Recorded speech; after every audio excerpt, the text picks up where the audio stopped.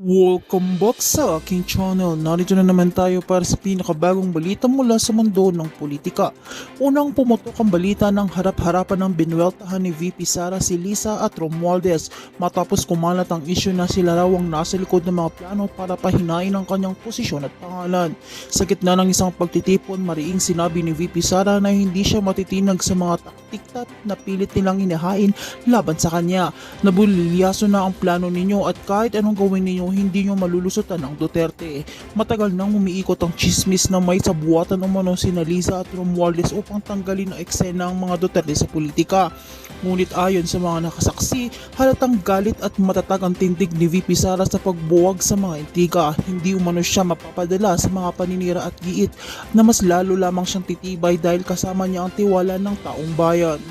Lumalabas sa mga ulat na sinubukan umanong impluensyahan ni Liza at Romualdez ang ilang mga opisyal upang buwagin ang mga aliado ng Duterte. Subalit ayon kay VP Sara, hindi raw nila ito magagawa dahil matagal nang nakaugat ang suporta ng mga Pilipino sa kanyang pamilya.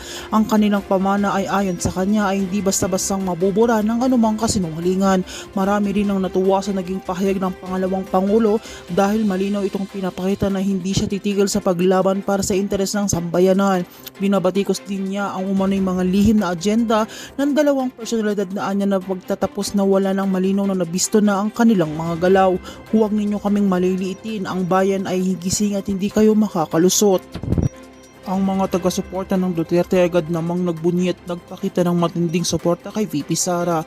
Trending sa social media ang hashtag na Solid Sara Duterte. Matapos ang kanyang matapang na pagbuelta, ang mga tao ay muling pinatunayang handa silang ipagtanggol ang pangalan ng Duterte laban sa anumang uri ng sabuatan o paninira. Sa kabila ng patuloy na pagtatangka ni Lisa at Romualdez, malino na sa ngayon ay mas pinapalakas lamang nila ang kampo ng Duterte.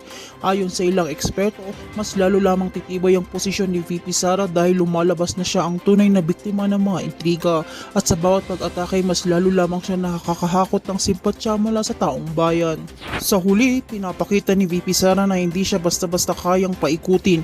Ang kanyang mga mensahe ay malinaw kahit anong plano ang gawin ng mga kritiko, lahat ito ay mabubulilyaso dahil matibay ang pundasyon ng mga suporta ng nasa kanyang tabi. Isang malakas na babala ang iniwan niya kay Liza at Romualdez, hindi niya ito matatalo ang isang Duterte. Kaya manatili kayo ng katutok dito sa aking channel. Sa bawat pag-ikot ng kaganapan, kami ang iyong magiging sandigan sa walang kinikilingang impormasyon. Huwag kalimutan i-like, i-share, i-subscribe para lagi kayong updated sa mainit na balita mula sa mundo ng politika.